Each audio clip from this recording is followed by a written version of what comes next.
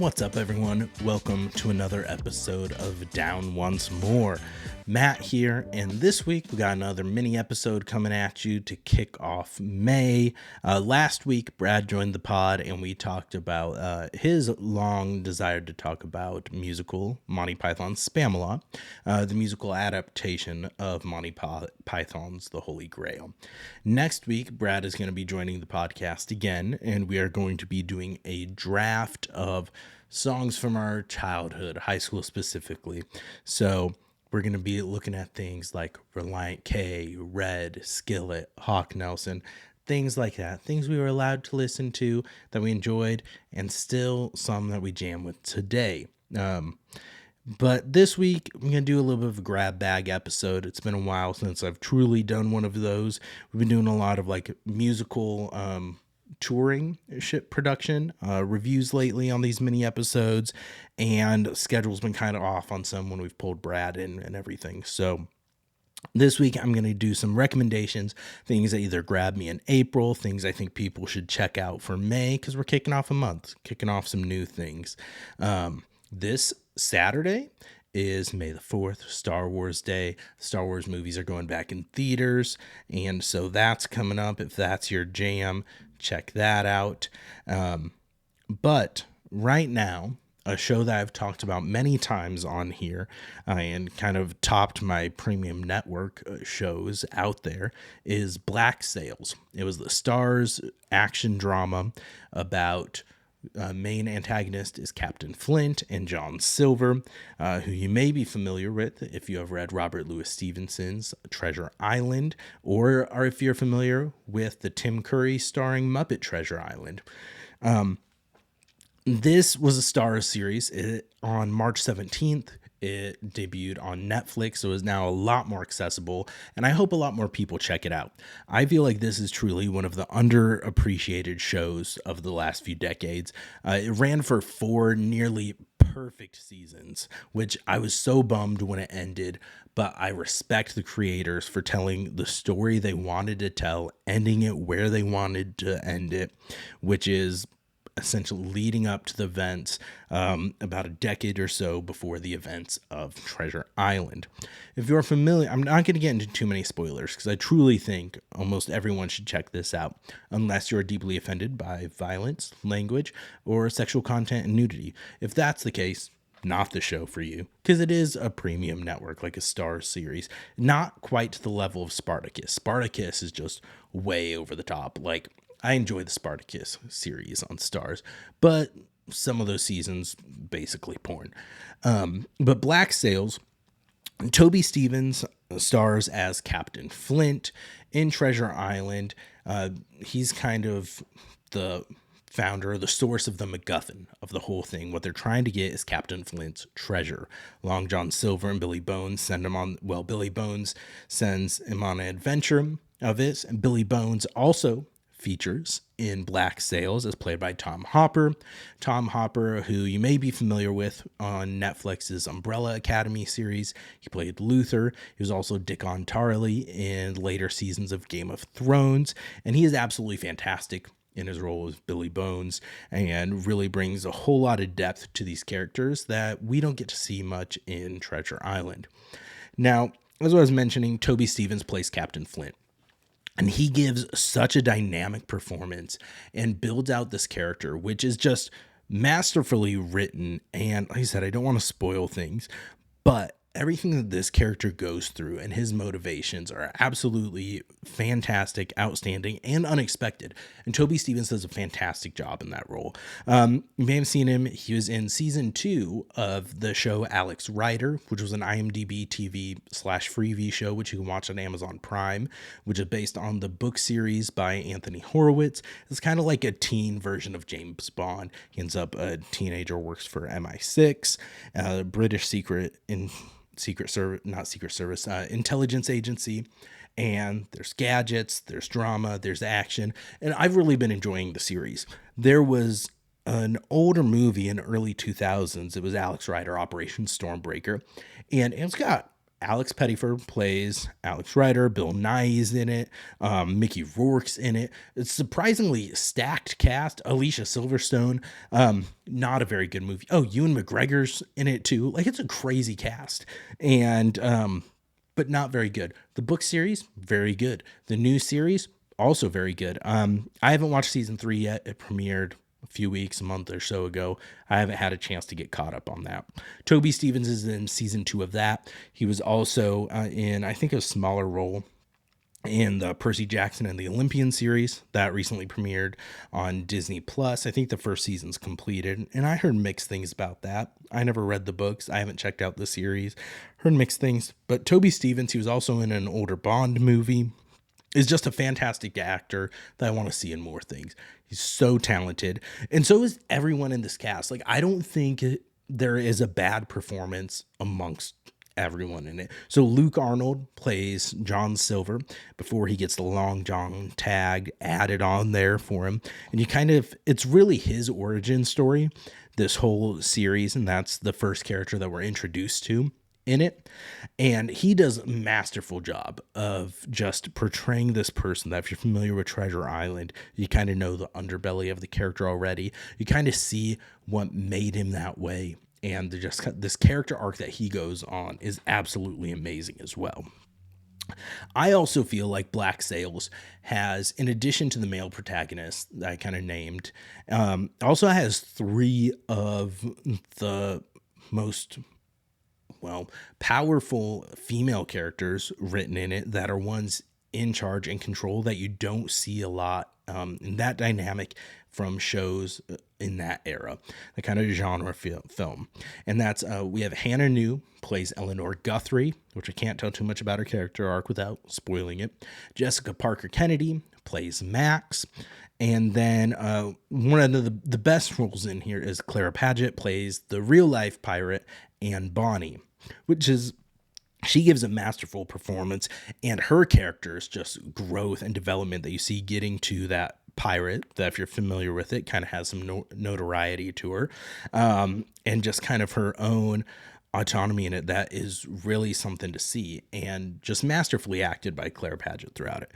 And so one thing that Black Sails does well, like I said, it's a prequel to Treasure Island, basically, but it pulls history in and real life pirates. Like Charles Vane is another kind of main character throughout the show.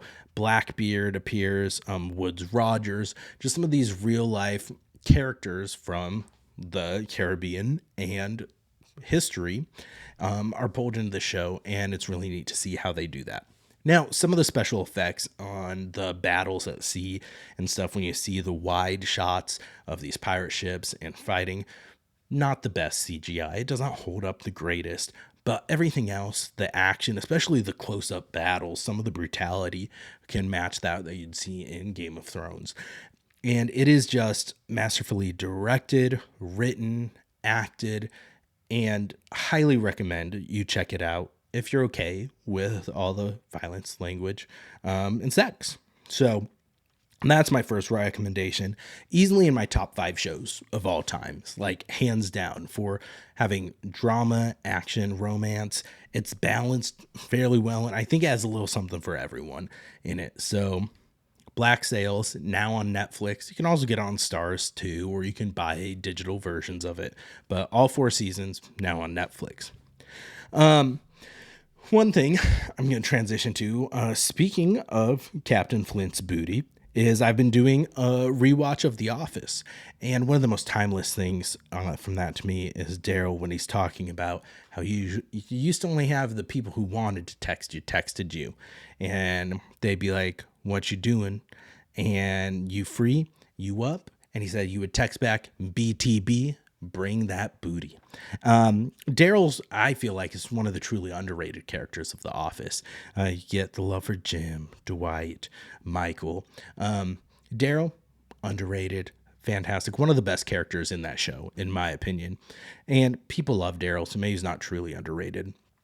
But I've been rewatching The Office because I've long had the take that I believe New Girl is more rewatchable than The Office. On this rewatch, I've been watching the Superfan episodes on Peacock, which are basically extended versions of it. So if you have Peacock, check it out.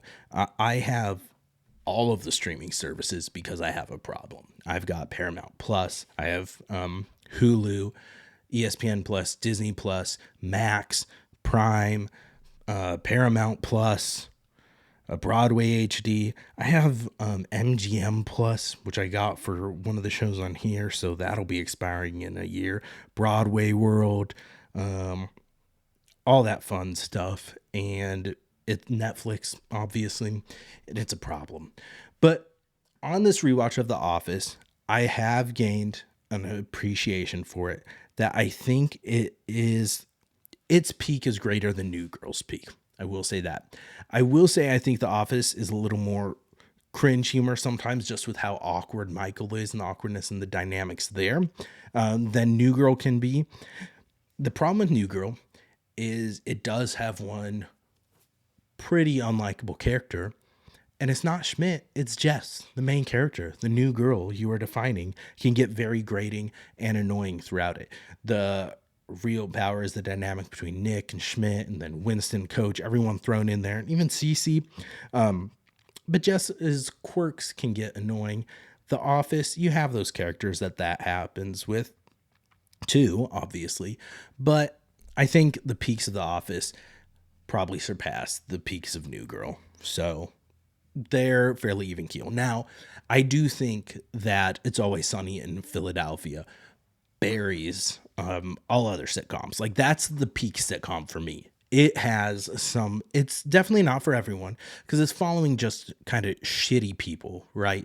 They're people who don't have very many redeeming qualities, if any, besides maybe their loyalty to each other, but then they don't really have that. But they're dynamic. The episodes, where they go with things, just so absurd. And always, even now, 16 seasons in, I think that they've had some of their best episodes in these later seasons as well. So It's Always Sunny in Philadelphia, I think, will also always be the peak sitcom for me. Now, I'll add the caveat, I have not seen Seinfeld. I know people love Seinfeld. I've tried it a few times, haven't gotten into it as much, but I think it's one of those I need to be in the right mood for. That's kind of how I was with Curb Your Enthusiasm, which I know some people are surprised I've watched that, but I haven't watched Seinfeld because it was written by Larry David, who's a writer on Seinfeld as well. But I really like Curb Your Enthusiasm, so I finished that recently. It had its series finale not a couple weeks ago. And so now, once I finish my watch through of Sopranos, because I'm watching that for the first time currently, I've got a little over a season left of that. Once I finish Sopranos, I'm going to dive into the very similar series, Seinfeld. So that's next up on my list to watch. But Office Superfan episodes out there, they only have through season 7, so we had to switch over to just the regular seasons and episodes of The Office for seasons 8 and 9. So there's a little disclaimer for you if you go there to check out those Superfan episodes, which just kind of add in a few little deleted scenes. It's nothing crazy, probably adds about 5 to 10 minutes to each episode, but it's a great show. It's very well written, so any more of it that you can get is always a plus. Now a little bit of musical talk. This is a musical podcast after all. I've started listening to the Next to Normal Broadway cast album. Now, this was a musical that I probably should have been familiar with before having a musical podcast, but I wasn't. I stumbled across it because I came across a video on, I don't remember if it's on my Instagram feed or if it was on YouTube, of Aaron Tveit and J. Robert Spencer performing I Am the One from it. And I'm like, I really like this song. I want to know what this musical is. Because when I saw the performance at first, just the emotion behind it just grabbed me and sucked me in. And so I'm like, I need to learn more about this musical and what it is. Because seeing it and not knowing what was going on, I thought it was about a woman potentially having to decide and having an affair between her husband and the younger boy next door. Turns out that is not the case. And this musical came out in 2008. So I'm going to discuss some spoilers. So here's a spoiler warning and also a trigger warning for this because it does deal with some very heavy issues, such as self-harm and depression, bipolar, things like that may be triggering for people. So if it is, skip ahead. Time codes are in the description on YouTube and all the audio platforms as well. So what actually is going on in this scene is that Next to Normal follows the story of Diana Goodman, who is a woman who has bipolar disorder and deals with some psychological issues where she has hallucinations as well. In the play, in the musical, it's referred to as delusional episodes that she has, and as well. And so she's a mother dealing with worsening bipolar disorder, and that effects it's having with her relationship with her family. It's addressing grief, depression, suicide, drug abuse, and then gets into some heavy stuff about just everything that goes on with when you have those mental health issues, dealing with kind of modern psychology, which they wrote the story. So it's written by, I'm all over the place with this, I apologize. This musical premiered off Broadway in 2008. It's a rock musical. It has book and lyrics by Brian Yorkie, and the music is by Tom Kitt. So Brian Yorkie and Tom Kitt had been working on it from like 2002 to when it debuted in 2008. So they're dealing with things that are still very prevalent today that you're having in the health system and just people with mental health struggle with all the time. And that is just constantly going sometimes on feeling like you're going through this merry-go-round of trying different meds, dealing with the side effects, tapering on, tapering off, trying to just deal with all of these things that are also just, you're already dealing with so many mental issues and things weighing heavily on you. And then you've got this other anxiety and stress that you're dealing with. And so in the musical, I said that I discovered what was really going on in that scene. It is that Aaron Tveit character is Gabe, who's Diana's son, and Gabe died when he was 18 months old. So she's having hallucinations of her dead son, who is trying to pull her away and kind of get her to focus on him and not take the meds to flush him, and ultimately towards the end of Act 1 gets her to attempt to commit suicide too, so that they can be together. It's the one way they can be together. And it's just some very heavy stuff in this musical. And so that's what's going on in that scene. It's her husband dealing with wanting to be like with her, and that she's not realizing that he's the one and he cares and he's trying to help her, which he's not a perfect character throughout all of this. He makes some of her issues about him and trying to fix things and make things easier for him instead of focusing on her. And so you get that dynamic as well. And so it is kind of the battle that she is hearing between the hallucinations and her dead son saying these things and her husband saying these things. And it really just adds another layer of emotion to it. And I've started going down the path and listening to this whole album more, and went and read kind of like the plot descriptions, because it's not something that's on Broadway now. It's not currently touring. You might be able to find it. Maybe a local theater would be doing productions. I'm not sure how many are. It's a very, like I said, it's a very heavy play, but it premiered off Broadway in 2008. Like I mentioned, and then in 2009, it moved to Broadway. That year, it was nominated for 11 Tonys. It won 3 of them. The 3 that it won were Best Original Score, Best Orchestration, and then Best Performance by a Leading Actress in a Musical, which Alice Ripley won for her portrayal of Diana in it. And then in 2010, it actually won a Pulitzer Prize for drama. So there's a fun note. It is a very awarded show, and it was very well known. And like I said, Aaron Tveit, the more that I see of him, like I was introduced to him in Graceland, a USA drama where he plays an undercover cop or an undercover FBI or CIA agent or DEA agent. I don't remember. It's been a long time since I watched it. That's where I was introduced to him. But the more I see and hear of him, he is just a fantastic musical theater performer. Like his performance of El Tango de Roxanne in Moulin Rouge just sends like just chills and gives me goosebumps. He's so talented. He's so good in this too. He gives a very like kind of haunting performance throughout it. You can see videos videos of him performing songs on YouTube, and it's just so impressive. But this musical, just so many dynamics, and because the main characters in it, Diana, and then her husband Dan, played by J. Robert Spencer, and then her daughter Natalie, who's dealing with these things of her mom not fully feeling like her mom not fully embracing her or loving her because she's still holding on to her dead son, and everything with that she's measuring everything up to. And that really comes to bear one of my other like go-to songs in this, which is Superboy and the Invisible Girl, that she performs. That's performed by played by Jennifer Damiano, and I apologize if I'm mispronouncing any of these, but she played Natalie in the original Broadway version of the play. And fun note, in the off-Broadway 2008 version, Dan was played by Brian Darcy James, who I've talked about recently from Shrek the Musical, because he was the actor who played Shrek in the film Broadway version. He also plays one of the Bottom brothers in Something's Rotten. Saying the Bottom brothers in this context sounds weird, but he played Dan in that role, Diana's husband, in the 2008 off-Broadway version.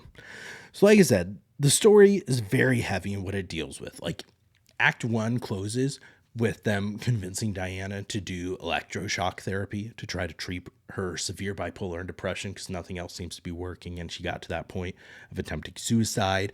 And then Act 2 is dealing with memory loss and forgetting all about like her daughter, her family, and having to relearn all of this. And it is just a very emotional and heavy musical, kind of like Jagged Little Pill, which I've talked about on here, the Alanis Morissette musical, that deals with some very heavy themes as well.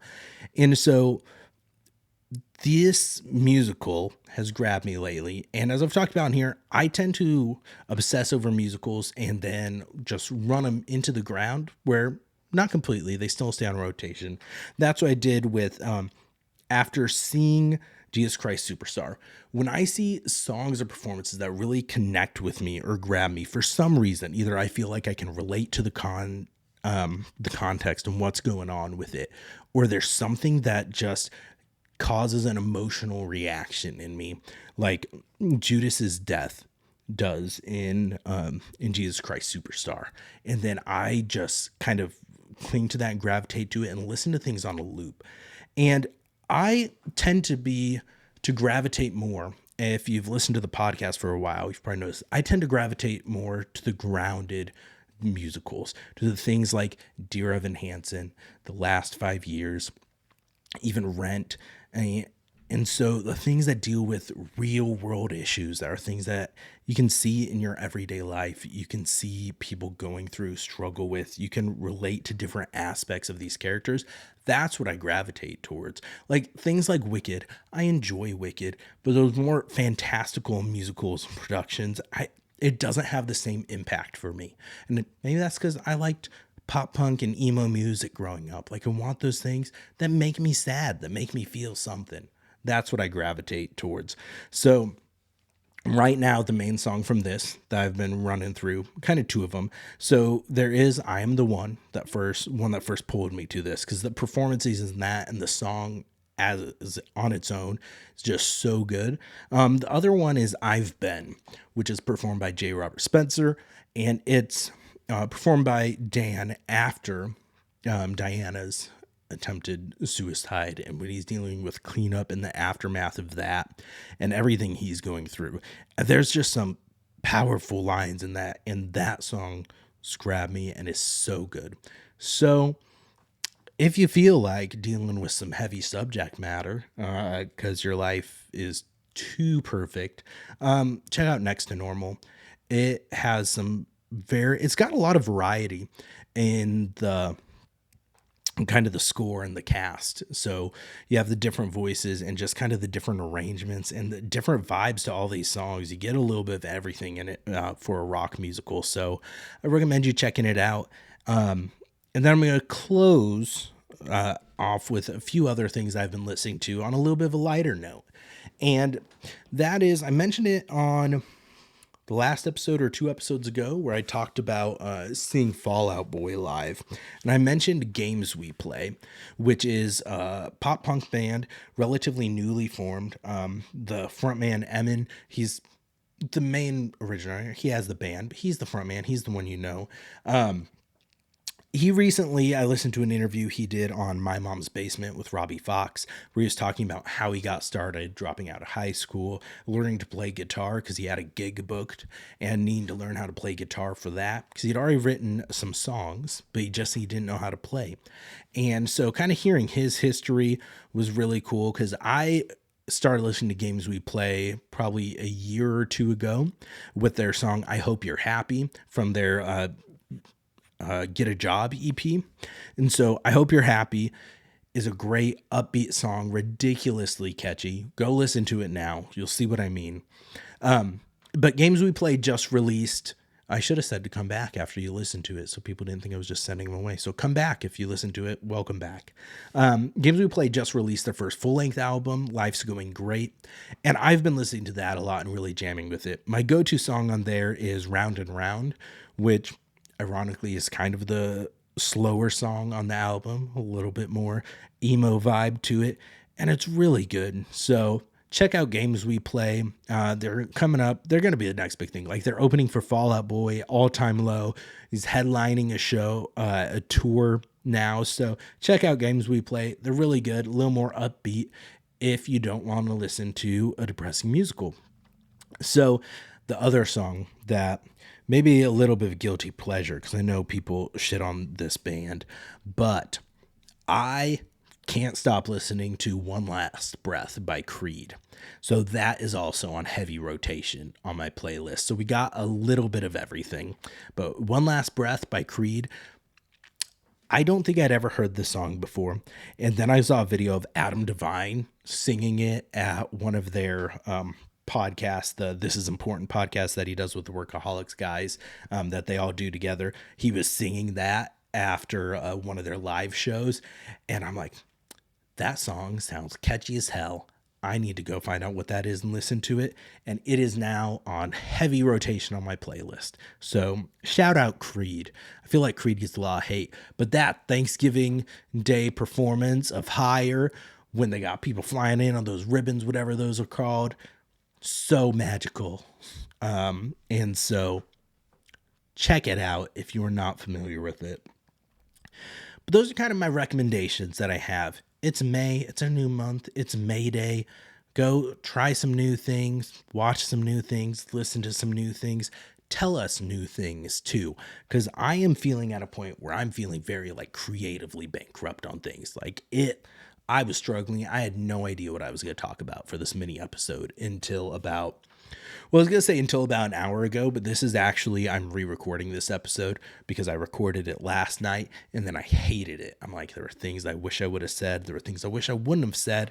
And I'm redoing this. And if we're being fully transparent, the reason I brought up The Office and Bring That Booty is because I wanted a clickbait title that was kind of relevant and connected, because pirates have booty, and Daryl mentioned booty, and who doesn't love clicking on a thumbnail with booty? Now, I will not stoop to the depths of putting a fat booty in my thumbnail picture. I do have some morals and standards, so that's not going to happen. But creatively bankrupt, I need you, listeners, watchers, to DM the Down Once More pod. So it's at Down Once More pod on Instagram. DM us ideas for either drafts we can do. Either I could, if I do it solo, it will be a list. I might pull in Brad, might pull in another friend, some other things while we wait for Rayleigh to rejoin the pod to do drafts. We'll see. Give us ideas, suggestions, things you want to be talked about on the podcast, things you want me to go over in these mini episodes too. Shoot them to us on Instagram. If I get a good idea that I use on the podcast, I will send you a $10 Amazon, Target, Apple, Xbox, whatever, a $10 digital gift card of your choice. Now, it might not sound like much, but just for your ideas, it's $10 more than you had before. So DM those to me on Instagram. You can come on YouTube too. I'm all for more engagement. YouTube is just going to be harder to coordinate with you sending the gift card because then we're doing back and forth in the comments. Can't really do DMs on there. So DM on Instagram or comment on YouTube. I want people to also like, comment, share, follow, subscribe, rate on Apple, Spotify, all that fun stuff. Go do that. It helps us out, means a lot to me. I'm someone who cares more than I should about what other people think and what other people care about. And so that's why I say I do this for me, because it is a nice escape and it's fun and it's what I like to do. The solo ones are probably a lot less fun for everyone, but consistency is key.